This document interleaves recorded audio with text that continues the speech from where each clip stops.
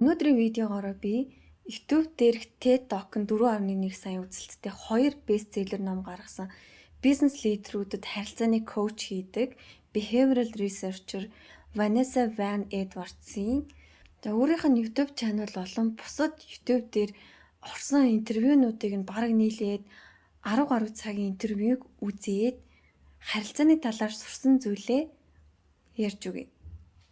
Тэрийн нэг үнэлдэг үнэлгээний 82% нь хоёрхан зүйлээс бүрддэг. Warmth and competence. Халуун дулаан байдал болон чадвартай байдал. За бид нэр тухайн хүний үнэлэмжийг өөрөө өөртөө тогтоохын тулд энэ хүн халуун дулаан хүн үү? Энэ хүн чадвартай хүн үү? Гэдэг хоёр зүйлийг хамгийн их чухалчилдаг. За яагаад энэ хоёр тийм чухал юм бэ гэхээр бид нар нэг хүнтэй шинээр харилцаад цаашаа харилцаа үүсгэхийн тулд хамдарч ажиллахын тулд эсвэл тухайн хүнийг хүлээн зөвшөөрөхийн тулд хамгийн түрүүнд энэ хүн итгэж болох хүн үү? Би энэ хүнд итгэж болох уу? Гэдэг асуултыг бидний тарих тухайн хүнд тавьж яадаг.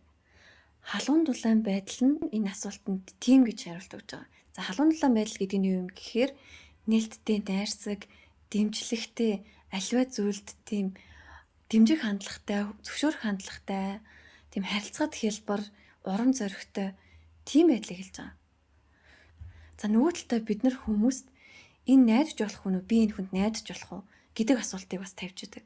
За тэр нь болохоор энэ ухаантай хүн үү? Энэ чадамжтай хүн үү? Энэ чадвартай хүн үү? Бүтээмжтэй хүн үү?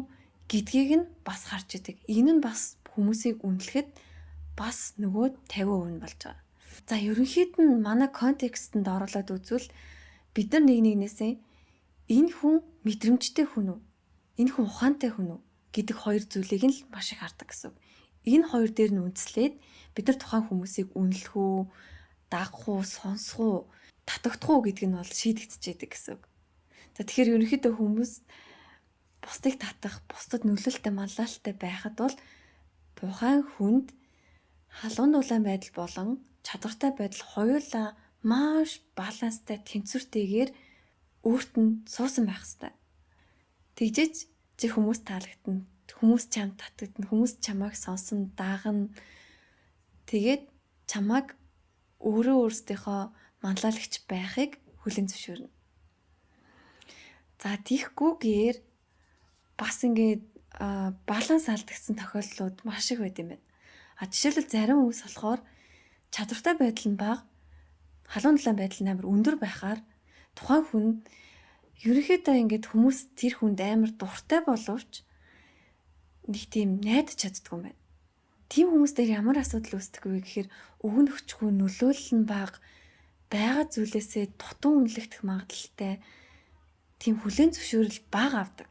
Яг одоо serious юм дээр, яг чухал юм дээр тухайн хүнийг сонгох, сонсох магадлал багасчт юм байна. За нөгөөх нь болохоор халуун дулаан байдал нь бага агаад чадвартай байдал нь өндөр болчхоор хүмүүст ямар мэдрэмж өгöd байдаг вэ? Бас ямар асуудал үүсэт байдаг вэ гэхээр тэр хүмүүст жоохон харилцаад хүүтэн хүндий нэг тийм шаардлагагүй бол харилцаа үүсэх мэргүй. Тэгээ нэг тийм сүрдмээр, төвөгшөөмөр, нэг юм цухтаамаар одоо тэр хүмүүсийг болохоор ингээд лифтэнд хамт таармааргүй, өдрийн хоол хамт идмээргүй тийм сэтгэл төрүүлдэг хүмүүс гэж үздэг. Тэгэхээр ерөөхдөө бол нэг тийм хүнд хүүтэн мэдрэмж өгöd байдаг. Хүүтэн мэдрэмж өгöd ахаар нөгөө хүмүүсийнхаа тийм хайр талархлыг авч чаддгүй. Хүчээр ингээд одоо нөлөөлөл үүсгэх шаардлага болоод байдаг. За яг ингээд баланс алдагдчихаар бас яг тэр ингээд хүмүүс дуртайя тэр хүнийг хүндлээд, хүлээн зөвшөөрөөд хайрлаад авах хүсэл нь төрдөг юм байна. За мөн бас ингээд ямар ч сэтгэл хөдлөл үзүүлэх шаардлагагүй. Ер нь бол хүн өөрийгөө ингээд ямар байгаагаа ингээд харуулахгүй одоо тийм уншихад хэцүү хүн байх хэрэгтэй гэсэн нэг тийм үзэл байдаг шүү дээ. Ямар ч emotion, ямар ч facial expression, ямар ч сэтгэл хөдлөл нүүрний хувирал, биеийн хилэмжээ ингээд ерөөсөө мэддэгдүүлэхгүй, уншигдахгүй байх хэрэгтэй. Тэгэх юм бол амар өндөр харисантай бусдыг ингэж амар татан нөлөөлнө гэж ерөнхийдөө боддог. Хүн ерөнхийдөө ямар хүн дуртай байдаг вэ гэхээр яг ийм тийм genuinely, authentically яг чихнээсээ ингээд одоо сэтгэл хөдлөл, мэдрэмж, үг, үзэл бодлоо илэрхийлдэг. Тэрийг маш гоё цэгцтэй зөв илэрхийлээд одоо хүчтэйч байна уу? илүү их дулаанарч байна уу гэд илэрхийлэлтэй байвал илүү их өндөр нөлөөлөлтэй байд юм байна. Харин илэрхийлэл нь мэддэхгүй ингээд яаж байгааг мэддэхгүй байхаар хүмүүс тэр хүнтэй харилцах болон тэр хүнд итгэх итгэл нь бүр ерөөсөө байхгүй болдог гэсэн. Тэгэхээр энэ кул гэж боддог харилцаа бол яг үндэ ямар ч social cue өгөхгүй байгаа болохоор ямар ч бусдад буцаагаад нөлөөлж чадахгүй байгаа гэсэн. За тийм байд юм байна. Мэдээж халуун дулаан байдал нь ч бага, чадвартай байдал нь ч бага. Тийм хүмүүс бас зөндөө байдаг. За ерөнхийдөө бид нар бол нэг нэгэндээ ингээд харилцаа үүсгэсэн ч бай, үүсгээгүй зүгээр хошоод байж исэн ч бай, өөрийнхөө талаар social cue-г дохиог тийм сигналыг өгч өгдөг. Өөрөө өөрийн дэлхийн ертөнцид чи яаж илэрхийлж байгаа нь, ямар мессежийг өөрөө өөрөөсөө бусдад өгж байгаа нь гэдэг чинь одоо харилцааны дөрвөн суугаар бусдад хүрч өгдөг. За эхнийх нь болохоор үг, хоёр дахь нь болохоор биеийн хилэмж, гурав дахь нь болохоор дуу хоолой, дөрөв дэх нь болохоор имижрэ буюу бидний гадаад байдал. За ийм дөрвөн зүйлээр бид нар өөрөө өөрсдийгөө илэрхийлж өөрийнхөө талаар мессежийг энэ дөрвөн зүйлээр өгч өгдөг. Талаар бид нар хэр халуун дулаан, хэр чадамжтай, ямар ингэдэг тэр мессежүүдийг яг энэ дөрвөн зүйлээрээ өгч өгдөг гэсэн. Хамгийн ихнийх нь болохоор үг. Хоёр бүлэг хүмүүсийг судалгаанд оролцуулаад математикийн тест авсан ба. За эхний бүлэгт нь болохоор энэ тестийг ийм хугацаанд хийгээрэй, дуусгаад өгөөрэй гэсэн энгийн заавар өгсөн.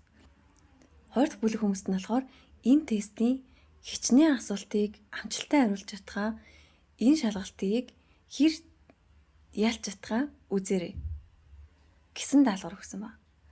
Үр дүн нь болохоор хоёр дахь бүлгийн хүмүүс эхний бүлгээс хамаагүй илүү олон хариултыг зөв хариулсан, мөн хоёр дахин илүү хугацааг зарцуулсан. За эндээс юу гэж харагдаж байна вэ гэхээр хэрвээ achievement oriented word буюу амжилтанд чиглэсэн үгийг хэрэглэх юм бол тухайн хүний амжилт гарах магадлал нь үр дүн сайн байх магадлал нь өндөр байгаа, илүү байгаа. Хоёр дахин илүү хугацаа зарцуулж байна гэдэг нь тухайн зүйлийг сайн хийгээд амжилттай байхын тулд илүү их хичээл зүтгэл, илүү их зориулт гаргасан гэсэн. Эхний бүлгийнх нь болохоор тэгэл ерөнхийдөө хийгээл буруу зөв нь хамаагүй богино хугацаанд хийгээл өгөөл гараа явцсан. Хоёр дахь бүлгийнх нь болохоор амжилттай байх гээд нөгөө хэлсэн илүү ялах гээд илүү амжилттай байх гээд тэр үр дүн гаргахын төлөө хамаагүй илүү их зориулт гаргаад хамаагүй илүү хугацаа зарцуулсан байна. Тэгээ илүү хамаагүй үр дүнч өндөр байгаа гэсэн. Тэгэхээр үгийн сонголт, үгийн ашиглалт тэр өөрөө үр дүнд маш чухал. Яг тэгэхээр амжилтанд чиглэсэн амжилт, ялалт, боломж, чадамж, гүйцэтгэл, өндөр бүтээмж гэсэн тийм үгнүүдийг хэрэглэхээр тархинд допамин илүү ялгараад тухайн зүйлийг авахыг хүсэх сэтэл нь өөрөө илүү их нэмэгдэж байгаа. Тэгэхээр бусдыг ямар нэгэн зүйл рүү тэр дундаа сайн сайхан зүйл рүү урайлаад, манлайлаад чиглүүлээд явах гэж байгаа бол эцсийн үр дүн ямар байхыг хүсэж байгаа юм бэ? Ямар үр дүнг, ямар амжилтыг, ямар зүйлийг бүтээсэн байх юм бэ гэдэг тэр үр дүнд чиглэсэн үгнүүдийг тухайн хүмүүстээ өгж явах юм бол тухайн хүмүүсийн өөрсдийнх нь тархин тэр үр дүн рүүгээ чиглээд илүү ажиллаж эхэлдэг. Бас нэг судалгаан дээр болохоор хоёр бүлгийн хүмүүсийн эхний бүлэгт нь болохоор за та нар өрсөлдөөндөө тоглоом тоглоно шүү гэж хэлсэн ба. Хоёр дахь бүлэгт нь болохоор та нар харилцааны тоглоом тоглоно шүү гэж хэлж өгсөн ба. Яг тоглоом нь бол яг нэг тоглоом байсан. Үр дүн ямар байсан бэ гэхээр өрсөлдөөн тоглоом тоглоно шүү гэсэн хүмүүсийн нэг нэгнтэйгээ тэмцэлдэг, нэгэндээ ямар шеэрлэхгүй байх, илүү тийм одоо өөрийгөө бодох тэр хандлагууд нь илүү давмгаалж исэн. Харин яг тэрнийг тоглоом мөртлөө харилцааны тоглоом шүү гэж тоглох үед илүү нэг нэгнтэйгээ хуваалцах, дэмжих, хамтарч ажиллах байдал нь тоглоом дээр нэмэгдсэн байсан. Тэгэхээр ерөөсөө ямар үг хэрэглээд хүмүүсийг хаашаа чиглүүлээд байна вэ? Ямар үр дүн авах чагаад ямар үг хэлээд ямар үр дүн аваад байна вэ гэдэгтээ маш сайн анхаарах хэрэгтэй. Үг өөрөө маш хүчтэй, зөв ашиглавал хүмүүсийн сэтгэл хөдлөл, мэдрэмж, бодол, тархины үйл ажиллагаа, тархинд үүсэж байгаа гормонуудыг нь хүртэл өөрчлөх тийм чадамжтай.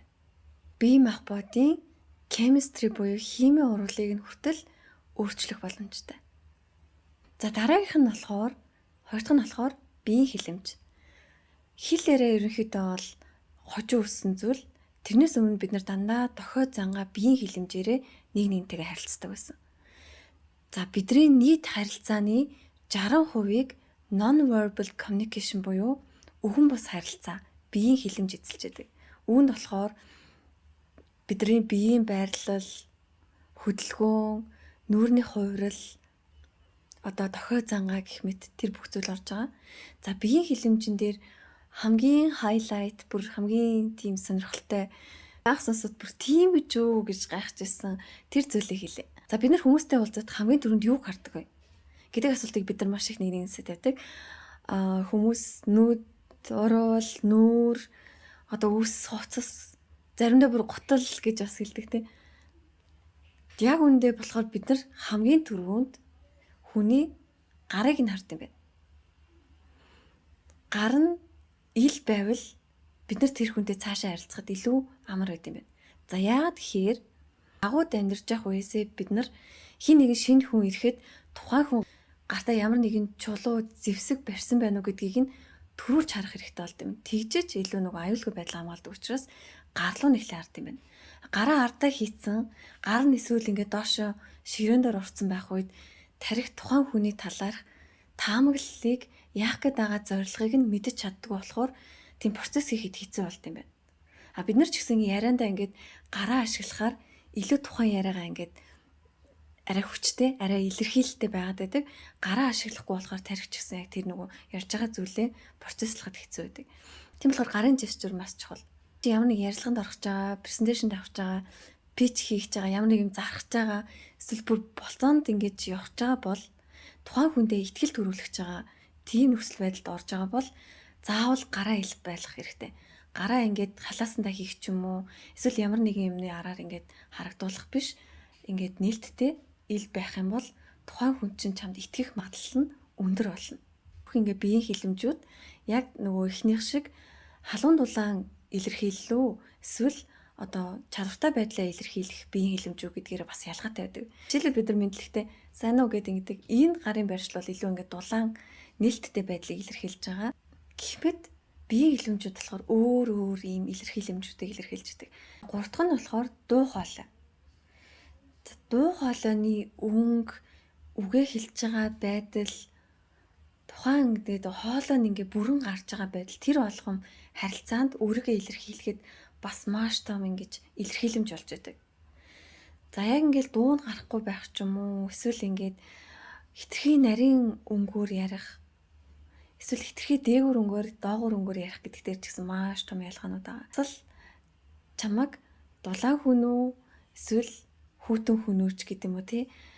Эсвэл чадвартай хүн үү, эсвэл чадвар нь жоох сул хүн үү гэдгийг нь хүртэл дуу хоолойны өнгөнд илэрхийлж байдаг. За дуу хоолойн дээр болохоор хамгийн сонирхолтой нэг зүйл нь юу байсан бэ гэхээр ямар нэгэн statement хэлэхдээ, ямар нэгэн зүйлийг ингээд илэрхийлэхдээ төгсгөлт нь question reflection буюу ингээд асуултаар ингээд төгсөж болохгүй. Жишээлбэл burnout-ийн хамгийн гол шалтгаан нь ажлын ачаал байдаг гэд ингээд асууж байгаа юм шиг төгсгчөөр тухайн хэлж байгаа зүйлдээ итгэлгүй байгаа юм шиг тухайн цаад хүмүүстээ сонсогддог.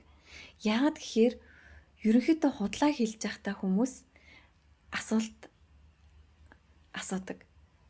Яагаад гэхээр өөрөө тэрэндээ итгэлгүй байгаа учраас unconsciously тэр зүйл дээрээ асуултаар төгсгöd байдаг. Тэгэхээр ямар нэгэн өөрийнхөө байр суурийг илэрхийлж байгаа бол, өөрийнхөө талаар ямар нэгэн мэдээллийг өгж байгаа бол төгсгөлд нь асуултын өнгө аяс оруулахгүйгээр дуусгах хэрэгтэй. Жишээлбэл сая яг өгүүлбэр дээр burnout-ийн гол шалтгаан нь ажлын хит ачаал байдаг. Гэх мэт ингээд доогуур дуусгах хэрэгтэй. Тэгэх юм бол илүү импакттай, илүү нөлөөтэй байна. Тэгээ ямар нэгэн тоо хэлэхдээ, байр суурь илэрхийлэхдээ, эсвэл өөрийнхөө нэрийг хэлэхдээ тийм төгсгөлд нь question reflection буюу асуултын өнгө аясыг оруулж дуусгахгүй байх хэрэгтэй. За ингээд дөрөв дэх зүйл нь бол imagery буюу бидний өмсөж байгаа хувцас, гадаад байдал тэр болгон чинь дандаа бидний талаар ямар нэгэн мессежийг хүмүүст өгч байгаа гэсэн. Гэхдээ энэ нь болохоор харилцаанд хамгийн бага импакттай буюу хамгийн бага нөлөөтэй байна. Эхний 3 зүйлийнхээ ботвол хамгийн бага нөлөөтэй байна. За энэ дөрөв дэх imagery гэдэг зүйл дээр хамгийн чухал зүйл нь болохоор personal color буюу хувийн өнгө олох хэрэгтэй. хувийн өнгө олсон хүн өөрийнхөө одоо царай төрхийг байржуулах хамгийн одоо гоё хэлбэрээр илэрхийлж байгаа гэсэн үг. Яг өөртөө тохирсон өнгөтэй хувцсыг өмссөн хүн, өөртөө тохирсон ингээд одоо аксессуарыг ингээд зүүцсэн хүн хамаагүй үлээ цэгцтэй, хамаагүй үлээ тийм одоо нүдэнд өртгөөц хамаагүй үлээ тийм гоё харагддаг. Тэгэхээр имиж ирээ дээр болохоор хамгийн чухал нь хувийн өнгөө тодорхойлоод хувийн өнгөнийхөө дагуу хувцлах хэрэгтэй. Мөн цаашаа биеийн одоо хэлбэртэй тохирсон хувцсыг өмсөх гэх мэт зүйлүүд байгаа. Ямар одоо технологи хэрэгжилж байна, юу хэрэгжилж байна гэдг нь хүртэл тодорхой хэмжээнд ингээ хүмүүс өөрийн чинь талаар мессеж өгч идэг. За одоо YouTube видео ч юм уу Zoom уулзалт байлаа гэхэд арын бэкграунд нэг грин скрин биш жинхэнэ байх хэрэгтэй. Дараамд чи юу харуулж байгаа гэдэг нь аюул чухал юм байлээ. Тэгэхээр жишээлбэл ардаа болохоор ингээд би номнууд тавьсан байлаа гэж утгад би илүү нөгөө юм ухаантай, чадвартай гэдэг зүйлийг харуулна гэсэн. Жишээл одоо бол би юм илүү natural тэгээд тийм юм зөвлөн тийм байгалийн зүйлүүдийг тавьсан байна гэдэг чинь би илүү тийм дулаахан мэдрэмжийг хүмүүст өгөх зорилготой байгаа гэсэн. Гэх мэт тийм background тэгээ бас авч явж байгаа зүйл магадгүй ингээд чи одоо цай сонгож уудгүй, кофе уудгүй, дасгал хийдгүй гэх мэт ингээд тэр зүйлүүд чинь хүртэл чамаг илэрхийлэх хэмжээнд нэг хэсэг болоо явж байгаа.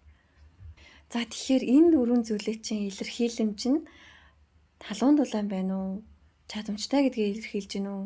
Эсвэл ямар мессеж өгж гин гэдгээрсээ чиний нөлөөлөл, харизм чинь тодорхойлогддог байх нэ. Тэгэхээр бусдад нөлөөлн харизмтай байна гэдэг бол ерөөсөө чи өөрөө ямар илэрхийлэмжтэй чиний яг натурал илэрхийлэмж чи юу вэ? Тэрийг чи хэрхэн зөв илэрхийлж байгаа юм? Хэрэг хөгжүүлсэн гэдэг нь маш чухал. Тэгэхээр энэ зүйл болохоор харизмтай байна гэдэг нь зүгээр ямар нэгэн ингээд нэг загварт байх биш. Бүх хүн өөрийнхөө тийм ямар байдлаар өөрийгөө халуун дулааныг илэрхийлдэг, ямар байдлаар өөрийгөө чадвартай байдлаа илэрхийлдэг, юундаа илүү сайн, юундаа илүү одоо чадварлаг гэдгээ өөрийгөө таниад тэрийгэ зөв одоо дохиогоор зөв биеийн хилэнжээр зөв мессежээ ингэж өгч чадах тухай л ярьж байгаа. Ерөнхийдөө болохоор бүх хүн бүгдээрээ нэг нэгэндээ нөлөөлөх маш өндөр чадвартай. Муугарч бай, санаарч бай бид нар дандаа нэг нэгэндээ нөлөөлж идэг. За нэг юм судалгаа. За хамгийн ихний хүмүүс нь болохоор анх удаа sky diving хийгээд онгоцноос өсөрсөн хүмүүс. Анх удаа өсөрч ийнэ гэдэг чинь ерөөхдөө амар айцтай байгаа гэсэн үг. За тэр хүмүүсийн хөлстэй хувцас. За хоёр дахь нь болохоор гүйлтийн зам дээр гүйсэн хүний хөлстэй хувцас. За тэр нь болохоор айцгүй зүгээр энгийн хүний хувцас гэсэн. За энэ хоёр хувцсыг юу үнэрлэж байгаагаа мэдэхгүй байгаа хүмүүст үнэрлүүлэхэд sky diving хийсэн айцтай хүний хөлстэй хувцсыг үнэрлсэн хүмүүсийн тархины айцын төв болох амигдала нь идэвхжиж эхэлсэн. Нөгөө энгийн гүйлтийн зам дээр гүйсэн хүмүүсийн хөлсийг үнэрлсэн хүмүүс болохоор ямар нэг өөрчлөлт ороогүй. Тэгэхээр бидний өөрсдийн маань стресс, айдас, санаа зовнил, түгшил маань өөрөө гадагшаа хүмүүст нөлөөлж идэг. Орчин тойрондоо бид нар халдварлаж идэг. Тэгэхээр бидний ууртай, бухимдалтай ч, стресстэй ч юм уу айцтай байгаа тэр зүйл чинь зөвхөн бидний асуудал биш, нийгмийн хариуцлага болоо явчихж байгаа. Тийм болохоор ямар нэгэн уулзалтанд орохдоо стресс бухимдалаа хадах хэрэгтэй. Тэгэхгүй болохоор тухайн уулзалтанд байгаа бүх хүмүүс тэрийгэ хүмүүс тарааж идэг. Яагаад тэгэхээр тархинд стрессийн даавар болох кортизол ихээр ялгарч байгаа учраас тэр нь өөрөө орчин тойронд байгаа хүмүүсийнхаа мэдрэлийн системд нөлөөлж идэг. Стрессийн төлөв рүү нь оруулж идэг гэсэн үг байхгүй. Тэгэхээр бид нар өөрөө маш нөлөөтэй. Toxic chemical буюу тийм хортой химийн бодисыг өөрөөсөө ялгаруулаад тэрийг ингээд цацаад явж гин гэсэн үг байхгүй. Тэгэхээр хүмүүстэй харилцаанд орохоос өмнө олон хүмүүстэй нэг газар очихоос өмнө хүмүүс ерөнхийдөө бол өөрийнхөө стрессийг шийдчихэд очих хэрэгтэй. Стрессээ шийдэх хоёр үндсэн арга байдаг. Эхнийх нь болохоор ерөнхийдөө харах өнцгөө өөрчлөх. Аливаа зүйлийг харах өнцгөө өөрчлөх юм бол тухайн зүйлд стресстэй байдаг стресс, бухимдал, нэг тийм уур, үзэн ядалт ч юм уу тий хатаархал ч юм тэр бүх юмнууд өөрчлөгддөг. Илүү майндсетийн хувьд өөрчлөлт хийх юм бол стрессээ оронгоор нь шийдэж чаддаг. За хоёр дахь нь болохоор бусдад болон өөртөө хоргүйгээр тухайн стрессийг тайлцрах хэрэгтэй. Байнга л тогтмол нэг ингээд стрессийн төлөвт ороод мэдээж ямар нэгэн зүйлд ингээд санаа зовоол амархан ингээд ийм аюултай төлөв рүү ингээд орчдөг, стресстэй төлөв рүү орчдөг хүн бол заавал өөртөө тохирсон стрессээ тайлах аргатай болох хэрэгтэй. Тэр нь дасгал хийдэг байна уу, йога байна уу, бясалгал байна уу? Эсвэл ямар нэгэн тоглоом тоглох байна уу? Эсвэл хүмүүстэй харилцах, эсвэл ямар нэгэн сурах ч юм уу, тэ подкаст сонсох ч юм уу гэд яавал чи тухайн зүйлийг хийгээд энгийн төлөв рүү орч чаддаг тийм зүйлтэй болох хэрэгтэй. Тэгэх юм бол стрессийг бас ингээд тогтмол шийдээд гаргаад тогтмол ингээд менеж хийгээд явах боломжтой гэсэн. Бараг тэгээ тогтмол хийгээд ах юм бол ерөнхийдөө бол суураасаа тийм тархичин өөрөө илүү тийм тайван болоод юмыг арай өөрөөр хардаг болоод эхэлнэ. Бас л ихнийхээ майндсет руу илүү өөрчлөлт ороод ирдэг гэсэн. За ингэчээд дараа нь нийгмийн харилцаанд орох юм бол хүмүүстэй нэгдэх юм бол арай өөр cue буюу арай өөр дохиос сигналыг бусдад илүү сайнаар нөлөөлж болох сигналыг чи өөрөөсөө гаргаад нөлөөлүүлнэ гэсэн. Тэгэхээр энэ өөрөө бас чи бусдад яаж нөлөөлдөг, сайнаар нөлөөлж чадах юм уу гэдэгтэй чинь хамааралтай. Сөргөөр нөлөөлөд байгаа тухайн хүнтэй харилцахаараа сөрөг мэдрэмж аваад байгаа бол хүн тэр хүнийг дагахыг, сонсхийг одоо нэг юм дэмжихийг хүсдэггүй.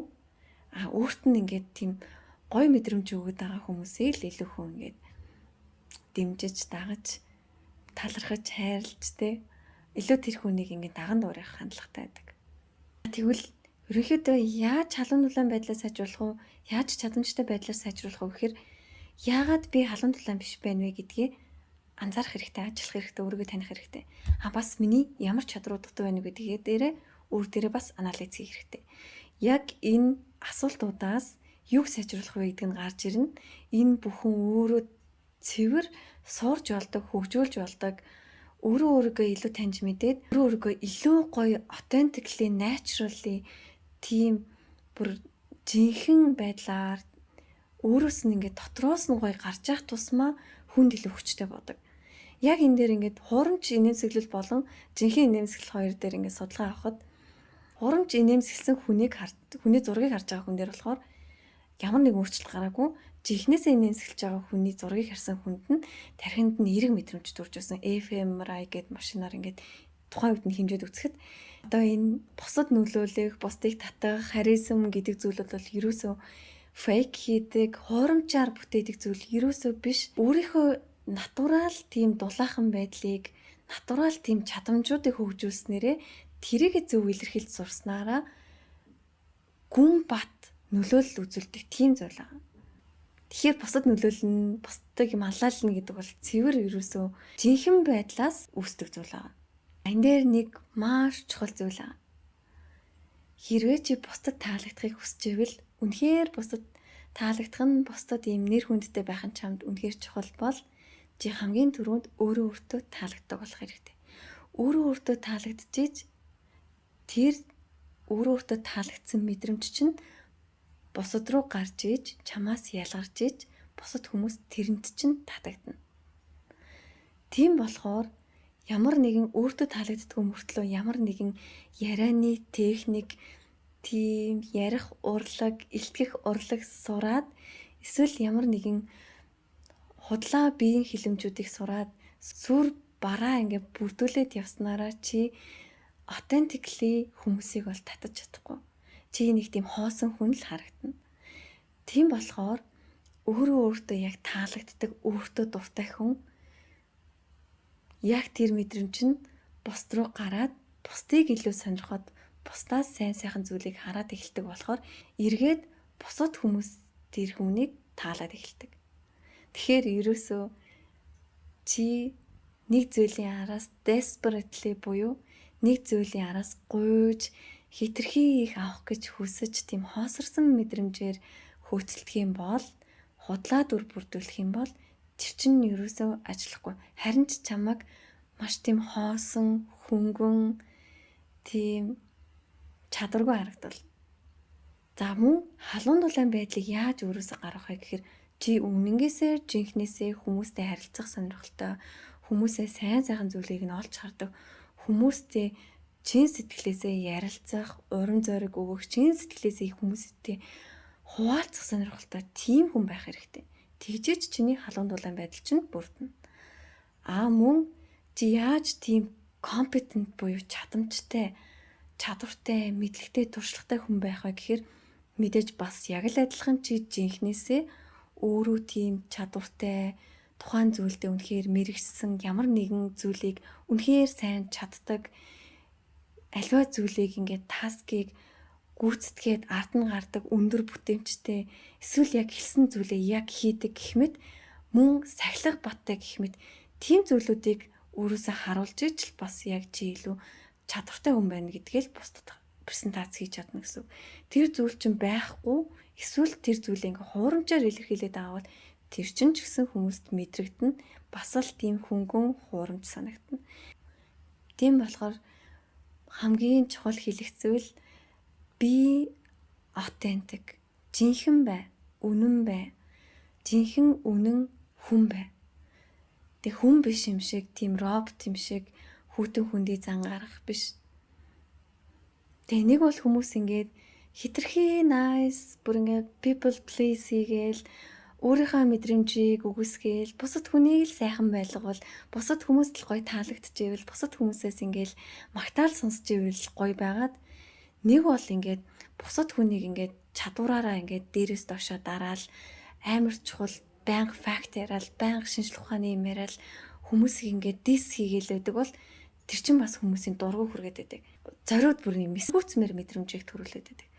Тэрний оронд тодорхой хэмжээний эмзэг байдлаа харуулна. Би чи хүн юм чинь мэдрэмжтэй, сэтгэл хөдлөлтэй, бас ингээд эмзэг байдалтай, сул талтай тэрийг авал ингээд харуулна. Гэхдээ тэрийгээрээ ингээд унаад өөрийгөө ингээд доош нь хийгээд авах биш. Overpower хийдэг хитрхи чадамжаа, чадвартай байдлаа, мэдлэгээ, туршлага барьж өөрийгөө авч явдаг хүмүүс болохоор socially ганцаардах, нийгмийн харилцаа дутагдах, ганцаардах, ямар нэгэн бүлгээс шахагдах гэх мэт харилцааны чадамжууд нь, харилцааны оролцоонууд нь дутагдчихдаг болохоор ганцаардах магадлал өндөр байдаг.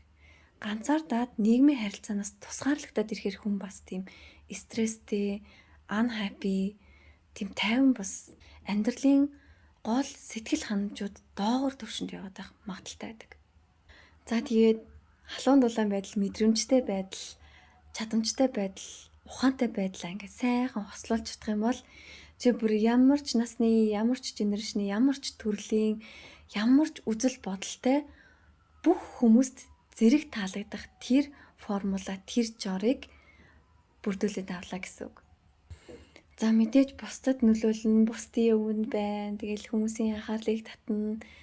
Гэл нөлөөлөлтөй байна гэдэг чинь өөрөө угаасаа маш их тийм өөрөөс энерги, анхаарал, тэгээд яг тийм бусдыг анзаарах тийм анзаарга гэх мэт ингээд ийм зориулт маш их хэрэгтэй, маш их энерги ордог зүйл учраас яг ийм зүйлийг л одоо хамгийн их хүсэх нь бас зөв үү гэдэг асуултыг өөртөө тавих хэрэгтэй. Энэ бүх энергийг гаргаж чадах, зориулж чадах энерги ирч хүч, хүсэл сонирхол бас надад байна уу гэдгийг өөрөөсөө бас асуух хэрэгтэй. Сайхан зүйлүүд зөндөө байгаа. Нөгөө талдаа бас одоо төлбөртэй гэсэн. Тэгэхээр жинэлж үзээд энэ зүйлүүдийг бас үнэхээр хэрэглэх хүн нь хэрэглээд заавал бүхэн ийм байх шаардлагагүй байна. За өнөөдрийн яриа маань энэ хүрээд өндөрлөжээ. За өнөөдрийн миний энэ ярианаас хэн нэгэн шин санаа, харах өнцөг, ямар нэгэн бодол авах зүйлүүдийг авсан байх гэж найдаж байна. Тэгээд баярлалаа.